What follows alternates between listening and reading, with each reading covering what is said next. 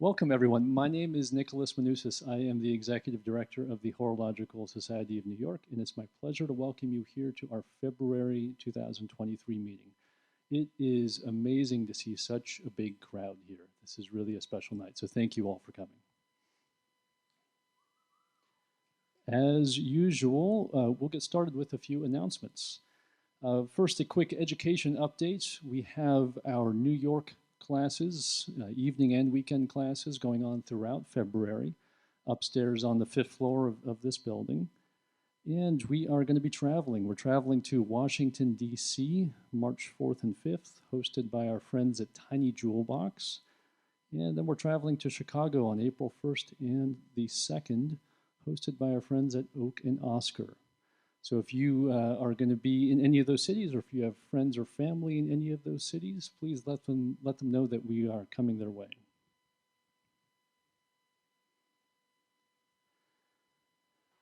Yes, and of course, our 157th anniversary gala is coming up very soon.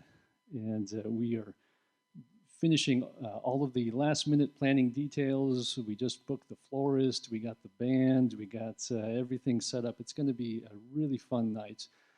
And it's happening directly across the street at the Harvard Club of New York City. So we're on 44th Street here. It's just directly across the street from us.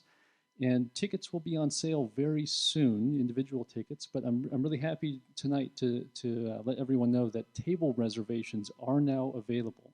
So if you'd like to reserve a table, just get in touch. We've got a few left that we are that we can offer as an entire table of 10, and then we'll very shortly begin individual ticket sales. So save the date, Saturday, April 15th, 2023.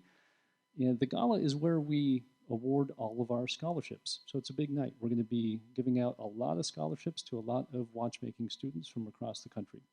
And so that's the perfect segue into applications are now being accepted for our 2023 scholarship programs. And you'll see 3 of these programs are new for this year.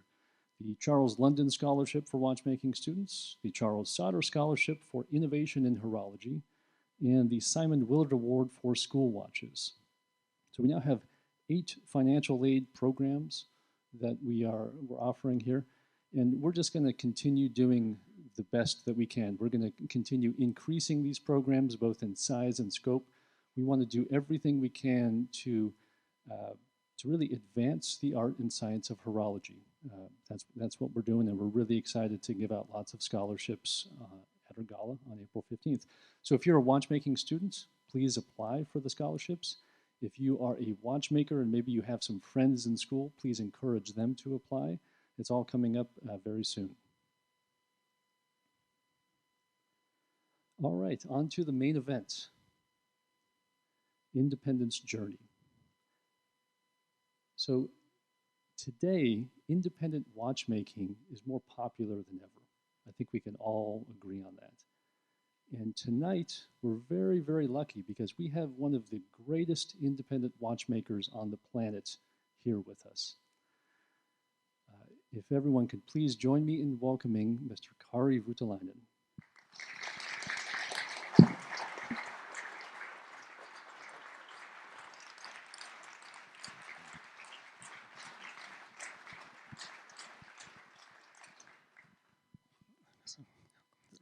Good evening, everybody.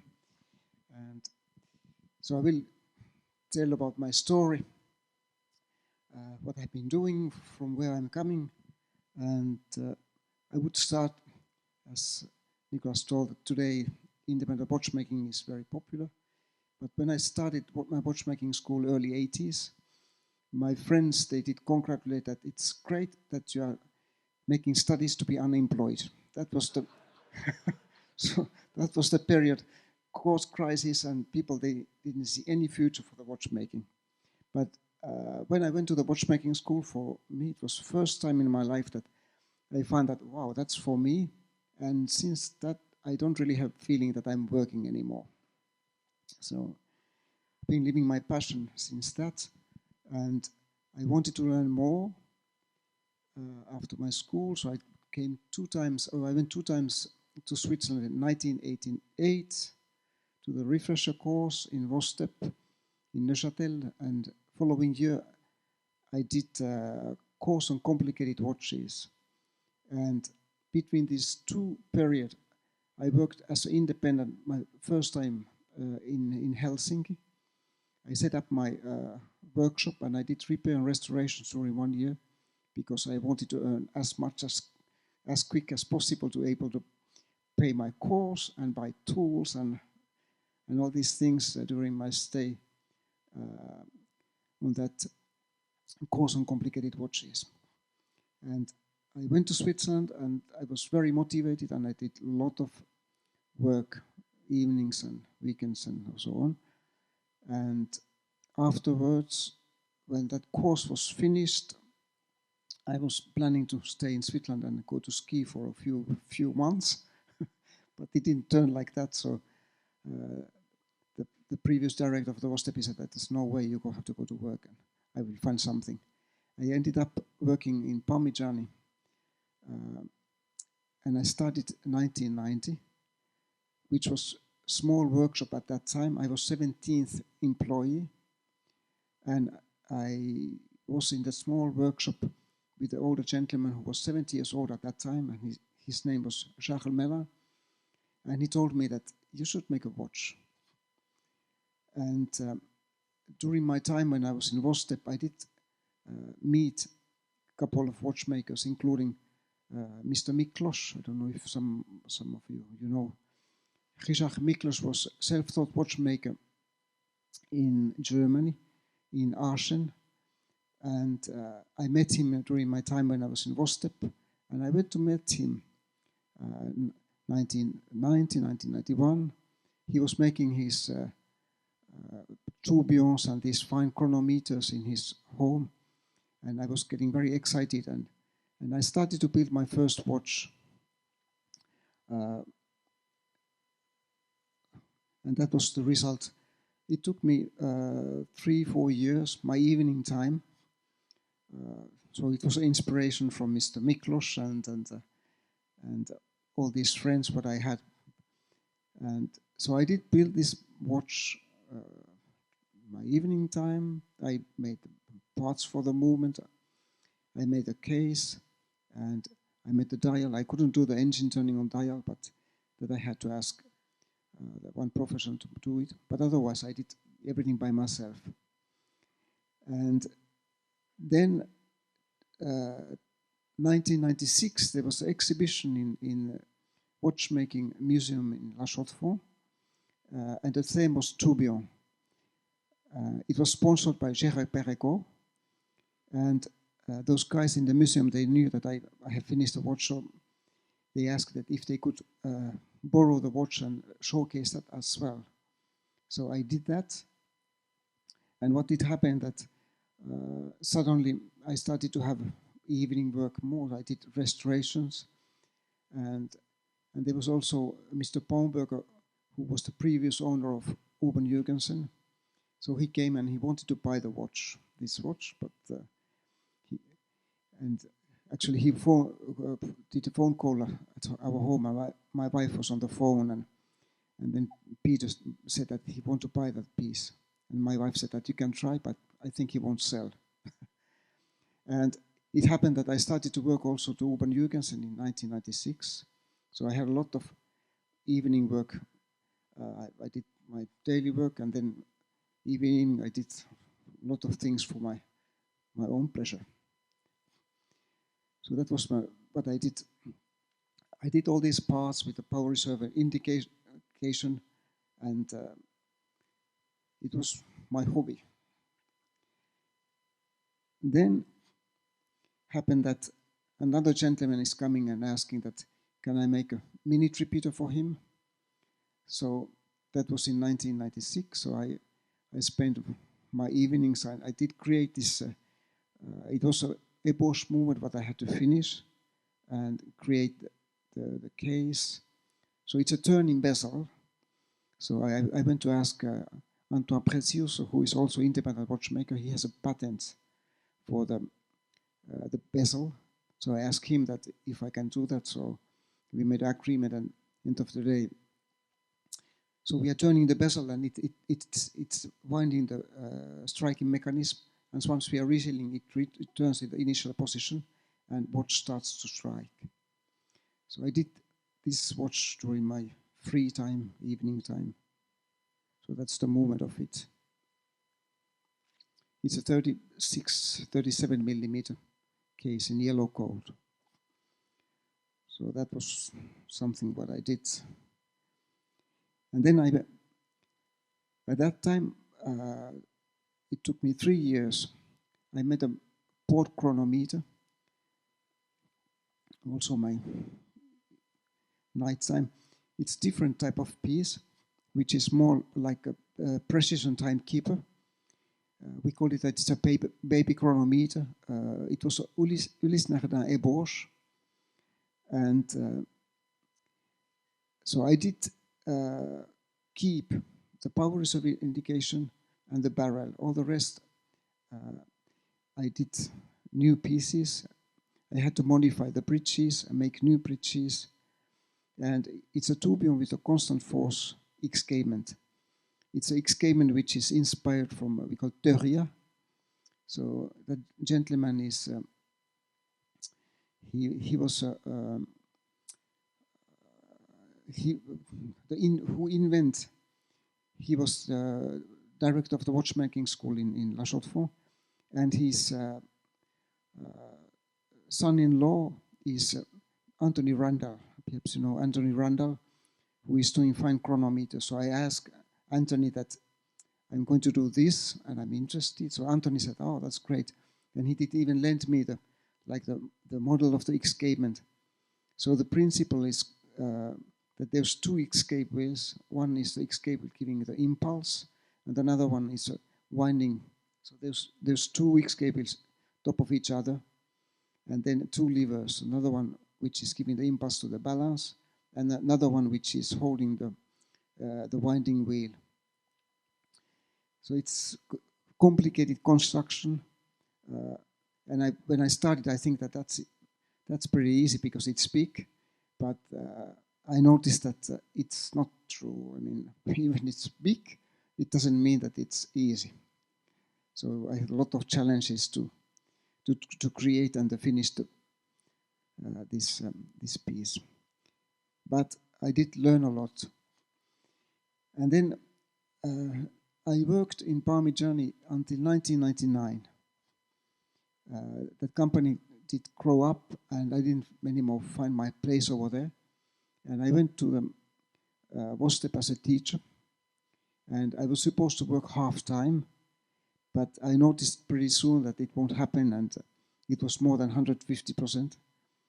And at that time, my workshop was already out of my home, so we had small kids, and I did find the workshop just next to our house, so I had my machines and all that stuff over there. But during that time when I was teaching, I was too tired. I didn't have any time to go. And then I decided really to start as an independent. It was 2002. And 2002, it was a time that they were started to be independent watchmakers, but the industry was booming at that time. And when I started, I was working in Parmigiani, and I did see what happens when there are investors and all that stuff. And I saw also my colleagues and watchmakers when they are starting as independent, and then what happens when they are taking a shareholder or investors like Frank Muller, Daniel Roth, etc. And I thought that I want to do the same thing, that I will work for others and I will finance my stuff. So I decided to remain independent. So I don't have any, still today I'm the only shareholder. I don't have anybody, so I'm alone. I think it's a freedom which is not easy to keep, but it's for the daily life. I think it's easier because I can do what I want.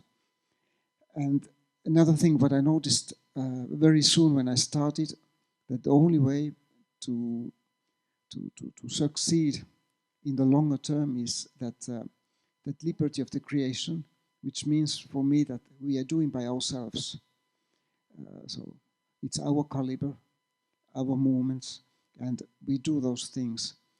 And I noticed that it's important, and now I notice that it's even more important because as we are small, nobody really wants to do things because in Switzerland the watch industry is big, and all the suppliers are willing to work for those big brands, and there's no space for the small quantities. So it was sort of a good luck, and perhaps something told me that I have to do it like that, and today I can see that it was a pretty good solution. So here's another view of that. We can see those 2 escape wheels, 2 levers. So I had to do all that stuff, and it's in the private collection. Then when I started in Parmigiani, what I did a lot of unique pieces, those complicated stuff. I made few watches per year, minute repeaters, perpetual calendars, split chronographs, and so on and so on. And then I was used to do those things, and I like technical stuff. So that was my first watch. I did finish the movement, which is Le Coudray Bauche, and of course the hands are a bit different what we are doing today. I was drawing a lot and trying to find that the inspiration how to do, and I like classical forms. I don't like very geometrical sharp things. So I like that when soft forms and so on, sleek forms. So that was my inspiration for that watch. And as I was working for other companies, I was not really in a hurry to sell anything. And I made few things, and there was one thing that pushed me a bit to do more on the on the commercial side. I was working for different companies. I made a very complicated pocket watch for a big company, which has almost 900 components. So I did finish the Ebauche. It took me 3 years, from 2002 until 2005. So that was part of my work when I started. I was doing my stuff, and there was one event what pushed me to showcase my stuff was I was working also for the prototypes of Krebel Force and so on. And 2004, when I went to the Basel Fair, on the front door, Philippe Dufour is crossing me and said, "It's great what you did." What I did, because it was supposed to be a big secret. And he said, "About that watch, what you made, a Krebel." And then he said, "But you're pretty stupid. Work for yourself, not for others." And I did continue my way, perhaps 20 meters, and I cross Vianney Altair, and he's repeating exactly the same. And then I went back to home and said that perhaps I will exhibit. So then I became a member of the ASAE, and I did exhibit first time in Basel in 2005. And then in the meanwhile, I did a couple of these repeaters. That one, I had another one like that, which was with also a Bosch, what I did finished, but I did add the GMT function on it. So when we are pressing the crown down, the second hour hand at 12 o'clock is jumping 1 hour ahead. So that was one of the creations. I did another repeater, which is more simple, which doesn't have a additional indication. So it also white gold repeater. So that was something what I enjoyed to do. But then I had an event with one customer, one of those first customers who wasn't a real customer, and he was trying to. So I was advancing with one of those repeaters, the first one, and he sent me a check which was without any value, but luckily the watch was still under work, and the bank put a deposit on my account, and 3 months afterwards they're calling that we have a big problem. And of course afterwards it was a big problem for me, but it waked me up, and at the same time I had customers who was asking that make me something more simple but nice, not a repeater, but something that we can enjoy and it's more affordable. So I ended up, I will just show this one. So I ended up to start with this model which we called Observatoire, and that was a sort of 2006 Basel fair, and had a lot of orders. There were retail shops coming and private people, and I could start to make a lot at once. And when I came back to home, I was thinking that I can't do that. So I did write back to those retail shops, and I did refuse all of those orders, and I did accept only those private orders. And that was sort of a turning point. And at the same time, I had another customer in the United States with whom I became friend, and he was pushing me also, telling me that think that small is beautiful, less is more. Don't make it big. He knew Frank Muller when he was in his garage starting his career, and he had early Daniel hot watches. So he was pushing me that keep it small. So by thinking that, so I kept it small, and I keep it still small. This way. Then I want to show this one, though. I did all kind of things for other companies, and that's one of the also important work what I did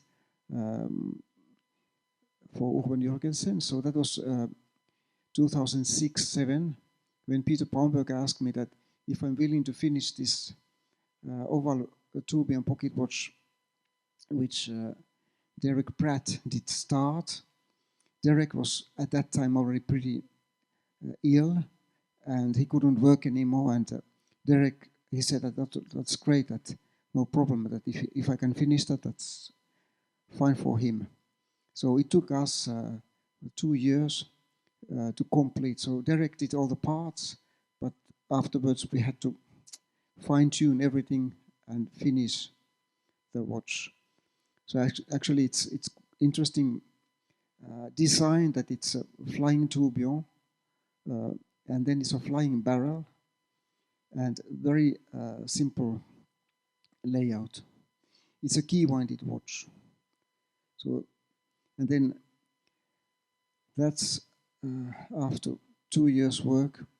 So it's half assembled, and then I have another view which the tourbillon is finished. But it was a lot of work for us, but also very difficult. It has also power reserve indication, which is like a conical system, and thermometer. So those are on the dial side. So that sort of work I did. I did also restorations for other companies and private customers. So what happened also that 2008 we moved. The second time my workshop was in the middle of the village. 2008 we moved to this house, which was our workshop during 2001, and my workshop was growing. That I started alone. 2004 I had a first watchmaker, and then 2006 we were already 5-6, and then 2005 I understood that movement we have to make our own movement. So I was using Ebosch movements like Peser movements. I made series with a Longines and some unique pieces. And we started to build our own movement 2008. It took 3 years to build that movement. And in the same time, I was still working for other companies and starting to invest for the mechanical workshop that I bought those machines and hired one guy and second guy to run the machines and to make parts. And also at the same time, I was also working for other companies to making parts for other companies. So I was thinking that the machine is running perhaps 1 week for others and 3 weeks for me during 1 month, so I can pay the bills. And so I was trying to calculate my workshop in that way that it will run, but I can also pay the bills. And then it took us 3 years. When I was in Parmigiani, I was facing, at the very beginning, I did some restorations, and there was one watch which was Tourbillon, which was made by Breguet, Abraham Breguet. And it was Tourbillon with this, they called it natural escapement. And I was very impressed about that watch, the quality of the watch, but especially of the escapement, that it did run really well. And I was just blown away.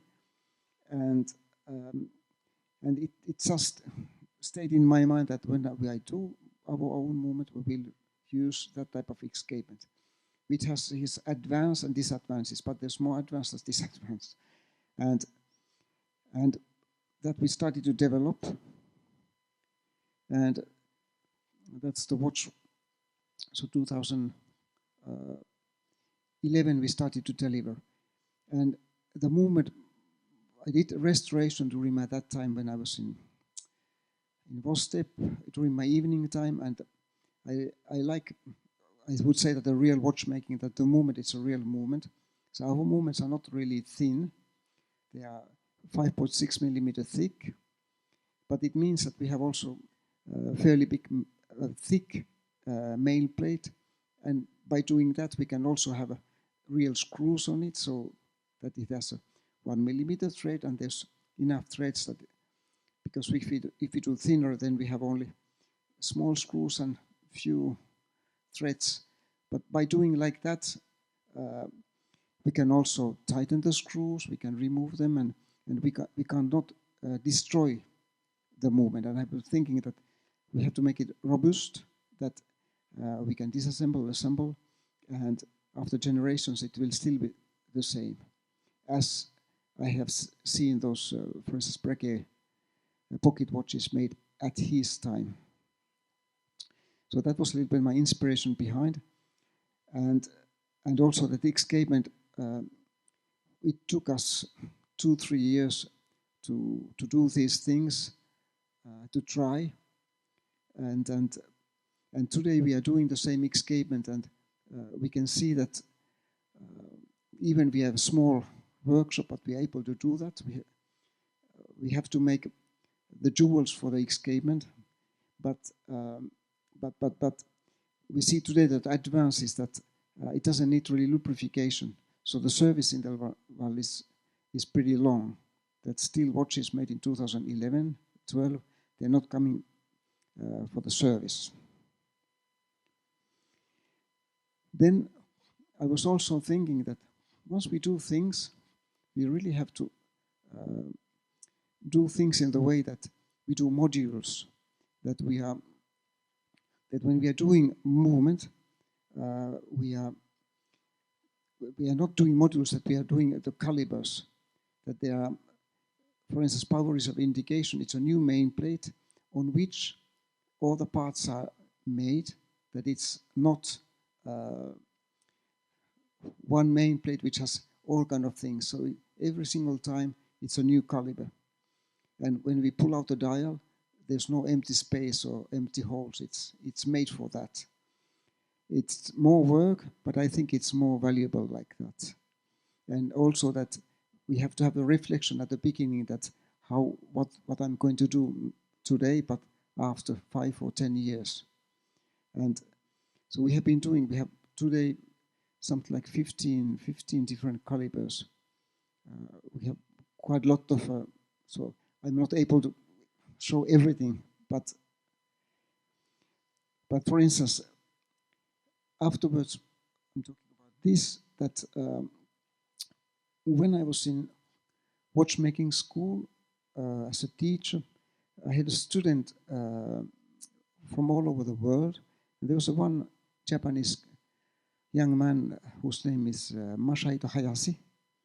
Yeah, Masahito, his grandfather was first to import watches to Japan after wars, and actually he was owner of the Waltham International. So he bought the company, and he was running the Waltham International from Japan. And the family knew this Japanese lacquer artist called Tatsuo Kitamura. And Masahito convinced me that when we are coming to Japan, we have to visit this guy because he's doing an incredible job. And I wasn't very hot at the beginning, but when I went over there, I thought that there's just incredible stuff. And when we can see these watches in nature, I mean in real life, they are incredible. So we have been doing 1-2 watches per year since 2004 with this artist. That's another example. That they called it hatu. It's like this big wave.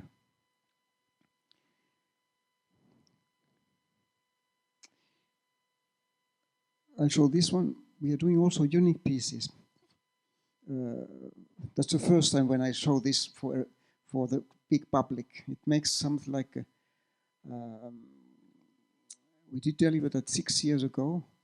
It took us 8 years to do the watch because our customer did change the mind a few times in the middle of the road, and also we were too busy. But it's interesting watch. It's only one. There won't be the same. So it's a Tubio with a constant force escapement. There's 2 barrels which are mounted on the one after another. And the whole construction is done that it's only one watch. The movement is 32 millimeter, and it's in the 38 millimeter platinum case. So it's pretty small watch, but it's extremely compact. It runs something like 80-90 hours, and but it took us certain time to do it. But we are doing that sort of things also, that it can be completely new movement, or sometimes a small series, depending what customer wants. But like this watch was done with a customer, so he was really giving his input that what he wants, and also that, for instance, he wanted to have a chronometer certificate and all that stuff. So it took us time to do things properly and to get tested in the observatory. And since 6 years I don't have any news, so I think it's good news. So then what we are doing, as I told, that we are doing different type of things on our movement. So for instance, this one is retrograde date. I like watches which doesn't have multiple buttons. So I like when things they have like a simple appearance. And like here, we can set up the date by pressing the crown down. So we press, and the date jumps 1 hour ahead with a 1 jump. And then it retrogrades, it goes slowly back to 1. Easy to use, easy to set up. And then we made also the mechanism that we can do the correction in any moment, and we can't break the system or the mechanism. we can go backwards with hands, forwards, and even it changing, we can play with the crown, but we are not able to break it. So that's also what I try to do, that it's like a customer friendly, that it's easy to use. Also, another type of the watch, certainly there's no pictures nowhere, but I put, and we have quite a lot of things what we are doing, and customers, they are not happy to find pictures on internet. So there are not that many pictures what are on our website, and pictures that we don't share. But we started 2012 to make a GMT model. So that also we have been doing different versions, always the same, that we are pressing the crown down, and like here the 24-hour disc is jumping 1 hour ahead. We have been doing also another way around, that the 24-hour disc is home time, and then the hour hand jumps 1 hour ahead. That's a travel time. So we can do either way. So we have been doing the same watch with a power reserve at 12 o'clock. We have been doing the same watch, GMT and power reserve at 2 o'clock. We have been doing the same watch that power reserve on the movement side. So customers are asking, and we are able to personalize. And some of the watches are decorated, like this customer wanted to have a watch which has this famous Swiss mountain, Zermatt, which is engraved. And this picture doesn't make it justice, but when we are looking with the eye glass, it looks incredible. Then, what I would like to say that I was in troubles with dials. 2013, we had a series of watches what we made, which had power reserve indication at 2 o'clock. We made 25 watches. I did sell them during Basel Fair, and at that time we did already engine turning in my workshop. We did machine the dial in my workshop. And what happened that I gave the dial to the dial factory, and they did the finishing of the dial, including colors and protection lac printing and so on. And in 2013, this series of 25 watches, suddenly that dial company had a change of the owner, and then they had a change of the director, because the previous director didn't get along with the new owner, but I did get very well along with that director, and I was my service was very well, very fast and so on.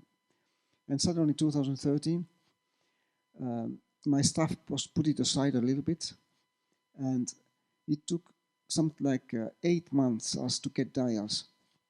So that was sort of rough time, and I waked up that we have to be able to do dials by ourselves, because if I don't have dials, I can't deliver.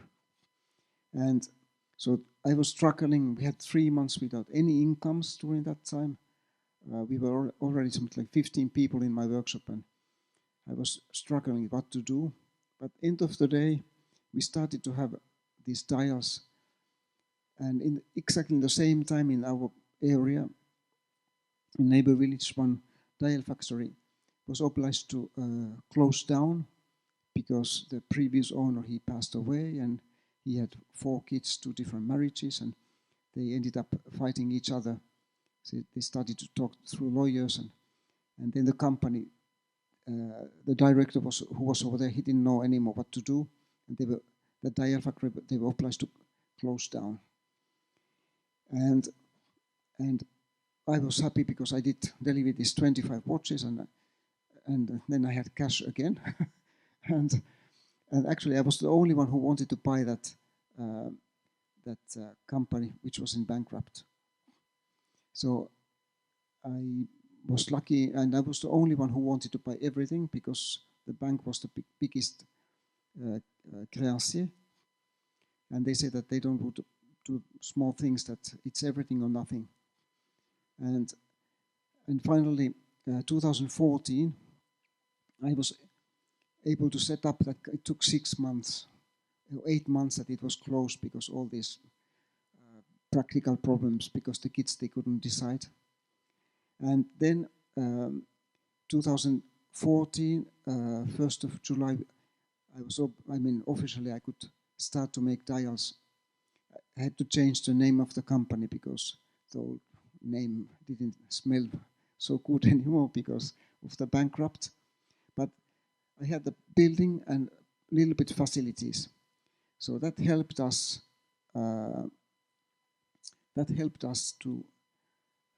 To be more creative, and I can see that today, thanks to that company, we are able to get dials and to be more creative and so on. But to arrive on that, it was not very easy. And then another event changed in 2018. I was always, working since 1999 with a company called Bruno Voltaire, which was afterwards they changed the name. It was Lab Les Artisans Boîtiers. So I worked with them and everything went fine. But 2018 there was a change of the direction. So the director and a few guys who were responsible, they were replaced, and it didn't work anymore. The delivery times was getting completely crazy. 6 months, 9 months to get cases. And then I was lucky enough to buy with Mr. Catin all the machines from Muavad case factory, because Muavad, they had the case factory and they did that, so we could buy those, and we started to create our own cases 2018. So that was a big thing for us, and it really helped for the creativity and more flexible and so on. So that was 2018. And then my workshop has been growing. The number of the watches what we have been doing has been the same, between 40 and 70. It has been a little bit up and down according if they're complicated and whatever. But we have more staff, so 2021 we were something like 25 people, and my workshop was getting really tight, and the pandemic was the last big problem for us, that we had the social distance and it was getting too complicated. And I was starting to look new workshop, and in my area there's not really possibilities. And what I did, I ended up to buy old restaurant. So that's on the hill, that building.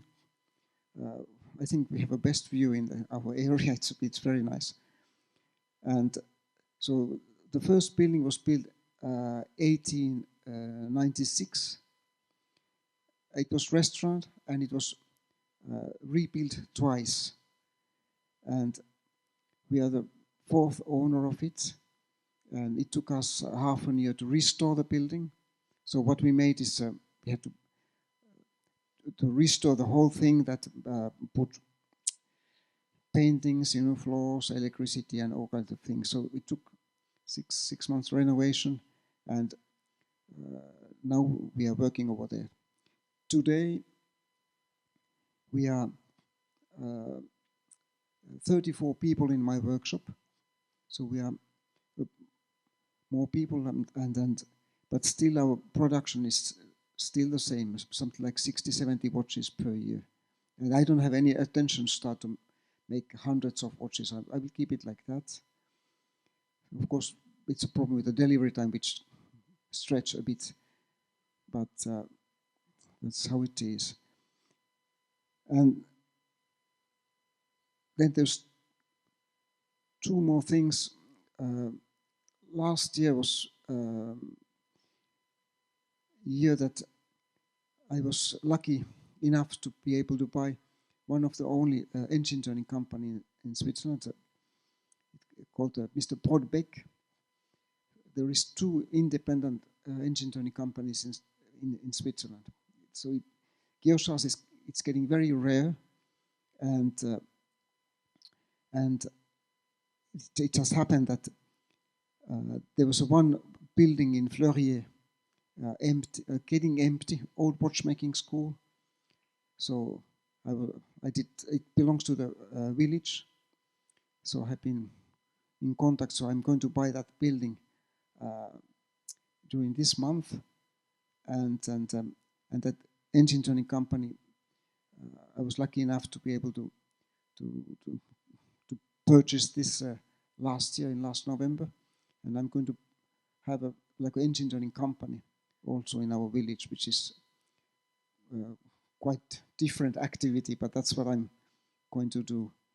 And also because that's like a craft which is ready to disappear. There's no education for it, and it's getting rare. And like in Switzerland, there's Swatch Group. They are buying all the machines which are available, whatever is the price. So that's why it's difficult to find machines in Switzerland. Or if we find, the prices are crazy high. So that was the reason why. And we are doing the engine turning also for other companies, and I would like to promote that much more. And otherwise, I mean, I'm doing that work by passion, so I don't have a commercial approach, but I'm a watchmaker, and I'm concentrating on watches and trying to make them as good as possible, and also trying to create a workshop that has a family atmosphere. So we have a young team. Our average age is 35 years in my workshop. So most of the people, they are young, and I'm the oldest one with my wife. But it's okay. So I thank you a lot for that attention, and I think if you have questions, I'm happy to answer. Let's give Kari a round of applause.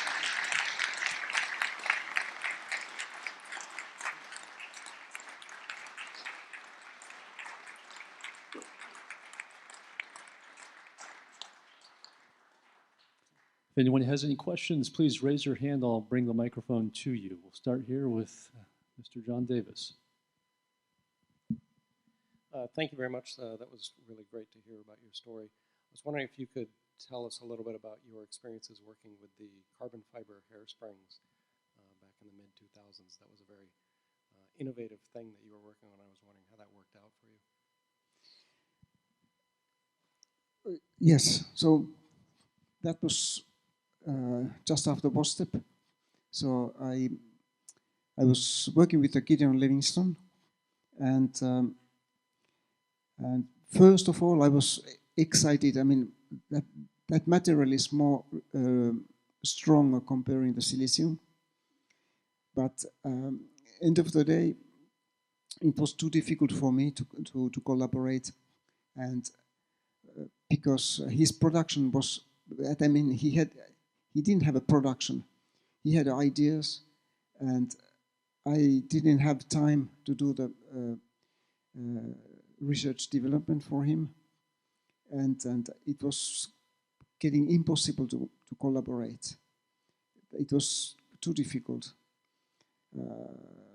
Idea was good, and then I realized also that actually there's no need to go in that direction. But that material by himself, it's very interesting. And there were technical issues, and my time was, I didn't have time and no possibilities to do the research. We would need much more time for that, and also I had to think about my company and my work and my time. So I was obliged to stop that. It was simply like that. So that was the reality. It's not easy, but it's interesting material. It's more strong and more. It doesn't break that easily comparing to silicium at all.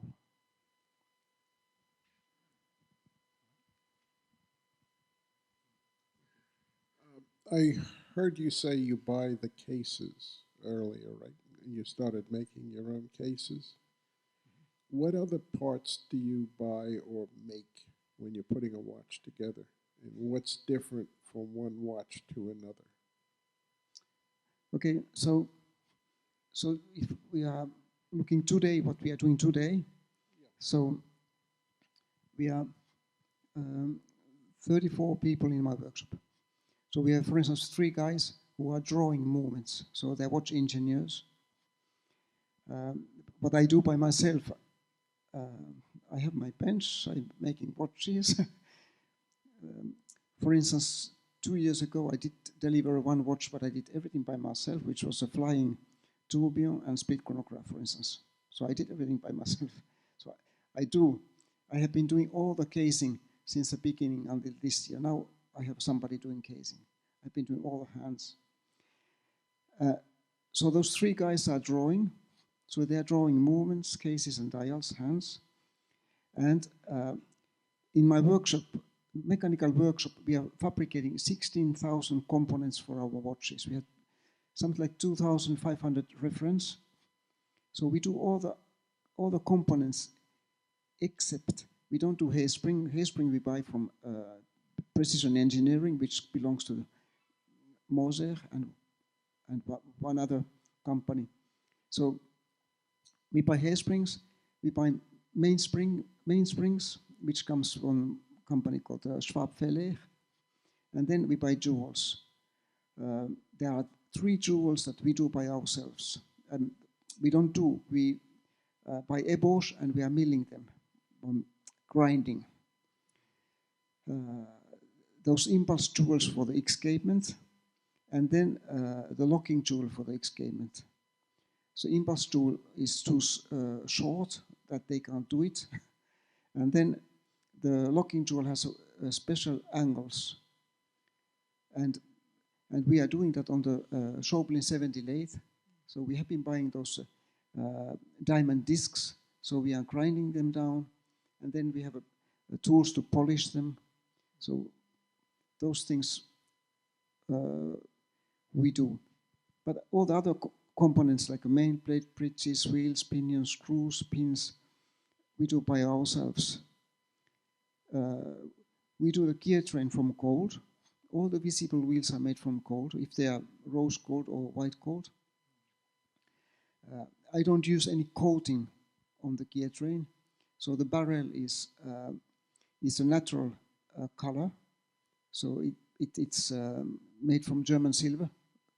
In French, we call it maillechort. It's a nickel-based alloy. Pinions, we are milling our pinions. We do our screws. Then what we do our dials. So dials are made from silver or gold. So if there's enamel work on it, then they are made from gold.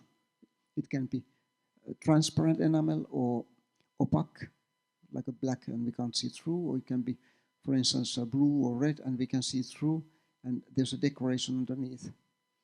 So we do fabricate our dials. So in Complemin, in the dial factory, they do the ébauche, and in my workshop we have an engine turning machine, so we do the engine turning. We have a 3-person doing engine turning, the geosage for our dials, but we do also work for other companies. And then cases, we do the cases in our case factory. So of course, like a case factory, they buy joints, they buy trusses, but they do the metal work. So they're milling and finishing, soldering the case, locks and so on. They make the crowns. So in all the years you've been doing this, has there been any great development that you've seen or you've developed yourself that is new to clock? Because it all looks the same to me. So I'm wondering if there's something special. Well, but there are invisible things which are, for instance, my approach is that I do classical watchmaking. So I'm not looking after to do high-tech stuff. So I like things which are where they work and they last forever. But for instance, we have an attachment of the dial, which is, we have a patent on it. So the dial feeds, they are not pins, they are sort of tubes which are set in dial. Then, for instance, I think that our escapement, personally, I'm very happy about that, which even we are small workshop, that we have been able to create that. So it's inspired from this natural escapement of Breguet, but the principle is the same, but how it's done, it's not the same. It's a combination between Swiss lever escapement and chronometer escapement, if you talk like that. And I'm very happy on the way that we have been able to do that. It works. We can do chronometers with that, and it doesn't need the lubrication. So it's not sensible. So we have watches which have been delivered 2011. They're not yet coming for the service.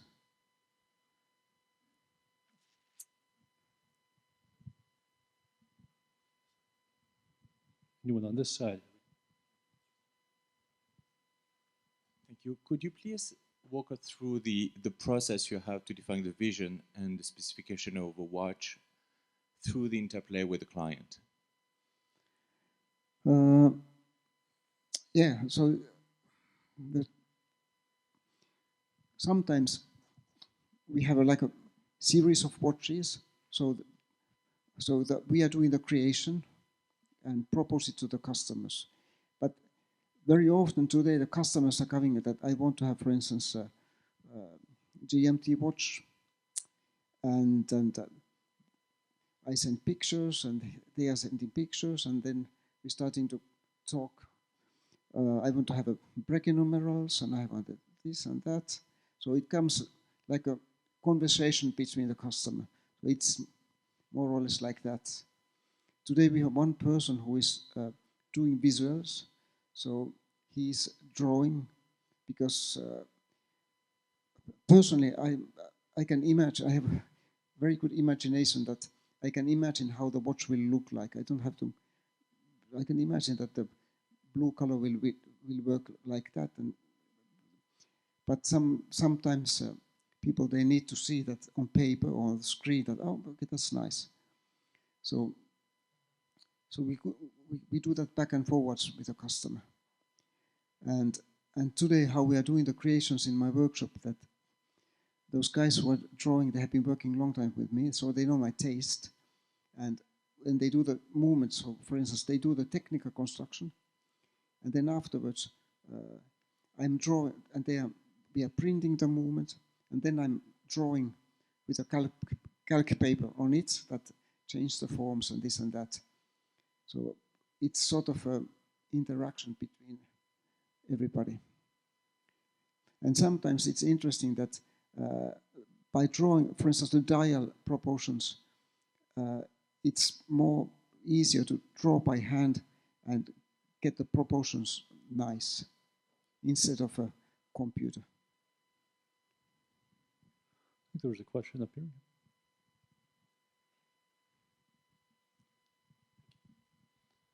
Thank you for your time, and thank you for all of your contributions to the watchmaking industry. During this time of expansion, growing your business, moving into larger facilities, manufacturing your own dials and cases, you also took the helm of Urban Jorgensen in 2021. What of your approach and the way that you build out your watches have you been able to bring to Jorgensen, or have you been able to bring your approach into that end of the business? But that's another story. I was, I was involved with the Urban Jürgensen since 1996 with Mr. Paubanker. I did a lot of things, mechanics, unique pieces, repairs, restorations, and so on and so on, until his death. So he passed away 2012. And afterwards, there have been changes. And I do admire the history of Urban Jürgensen. So when we see what they have been doing when they started and what the family did, so they had that Scandinavian feeling on the watch from the beginning, but also that, like Urban, he moved to Le Brennet near the Locle, and he was working with Breguet. The world was very small, the watchmaking world at that time. And we can see the inspirations that they have a similar type of things. They were using the similar ébauches at that time. And then Urban Jürgensen became like a reference in 20th century. So between 18 until 1900, it was they were successful, but they were doing chronometers, precision timekeepers, complicated timekeepers, and always on the high quality. So that has been remarkable. But then when there was no more family to continue, then it started to go down. It was bought by Hoyer family. But when we see the history, it's about the same with Breguet. So Breguet family, when there's no more Breguet family, it started to slow down, and then we know the history. But like for me, we have to bring it on the place where it used to be. So it's the next chapter. But one thing also that I will keep these things, what I'm doing in my workshop. So that's one thing, and then there are two completely separate things. I think there was a question back here, yes.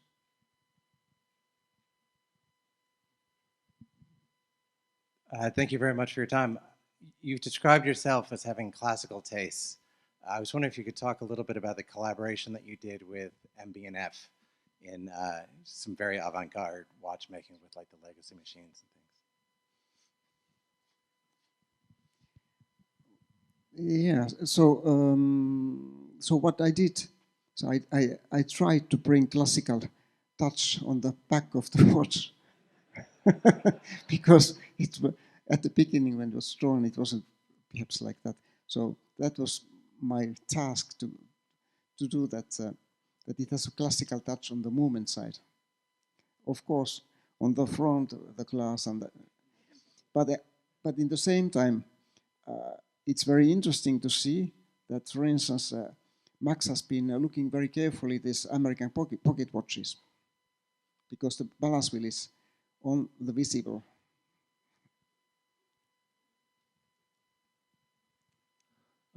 Kari, how are you doing? Maybe two more questions? Yeah. That sounds good to you? All Yeah. right. So we have one question here.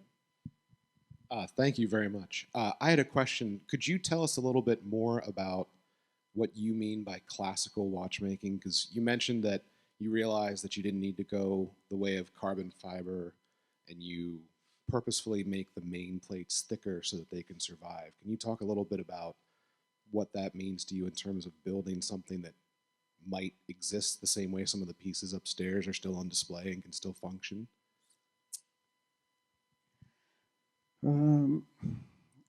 It's a tricky question. So, you know, when you look cars, so you have a vintage cars which are made in the 60s, 70s. So you can disassemble everything. You can restore. It's a mechanical. Today, cars are also mechanical, but you can't disassemble anything. Everything is glued on. gearbox doesn't change anymore, but you can't take it up because everything is built together, but you can't disassemble. So that's the mentality today, that we do the units and we don't spend time to change something. We just throw away and put new thing. So that's a little bit the mentality today. Also that sometimes some movement makers, it's too expensive to start to do very well. It's less expensive to do so-so and replace it after a few years. I can't name it, but I've been, for instance, I've been restoring those Breguet pocket watches, and it's just incredible that you have a barrel, and that movement has been running 200 years, and that barrel doesn't have any play after 200 years. But he had an idea that, I think that when they did the steel for the arbor, they were hammering first, then they were doing the heat treatment. And so it wasn't top material at that time, 200 years ago. But they had an idea how to make it last forever. And that's not really the case today. And for instance, pivots. Today, most of the companies are, for instance, they're polishing the pivots with a ceramic disc. So you have accent and you have those functional parts. Ceramic disc, it's perfect. It's polished. It's not as good as when it's burnished, but the pivot is no more work hardened, because by work hardening the pivot, we are increasing the hardness of the surface, which decrease the friction and increase the longevity. But most of the companies say they don't do that anymore, because it's much more faster to do with a ceramic disc, because you can be more flexible with the fabrication tolerances, so you can fabricate faster. And the disc, you cut the metal. But when you are burnishing the metal, you have to be very strict with the tolerances, because if it's too, you have too much to remove, because you don't remove, you are squeezing the metal.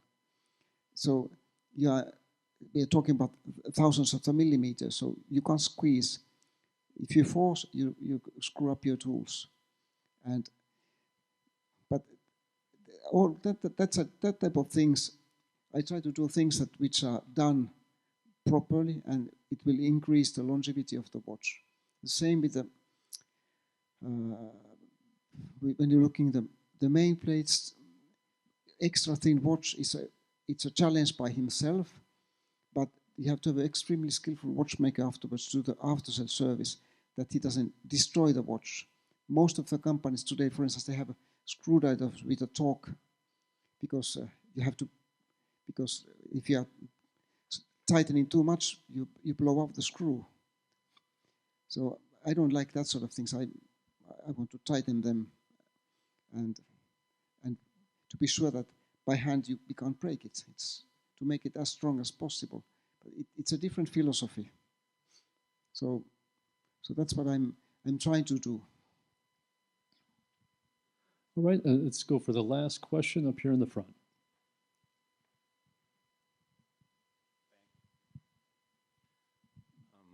Thank you.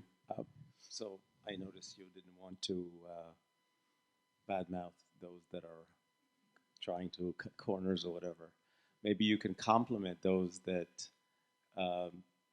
do, have similar philosophy with their existing movement that are available in the market. Because at the end of the day, you're making 60, 70, and some of us would like to get the real good stuff.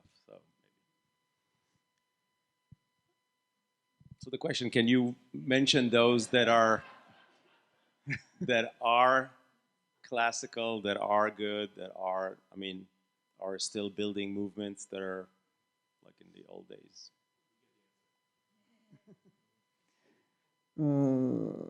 Well, no, well, I mean, they're independent. But for instance, when you look the big brands, for instance, it's different thing. When you think about like companies who are doing big quantities, I mean, tens of thousands, it's a different challenge to do the movements. But when you look, for instance, Lange or Patek, for the quantity what they're doing, I think they're doing pretty well. And for instance, if you look at, for instance, Rolex, which is doing 1 million pieces per year, I think it's perhaps the best value for the money. If you're thinking they're extremely reliable and robust, but they do master their production. And like Rolex, it's the only company in the world which is standing on the 3 feet. So they have a product, they have an after-sales service and education. It's the only company in the world, which all these 3 are as important as. So it's not only the product, but also the education, after-sales service. And thinking that it's 1 million watches per year, and it's really incredible. It's organized. So, and the watches, they do work. You can wear 10 years without any problem, and it's keeping time. So. All right, let's give Kari another round of applause. Thank you.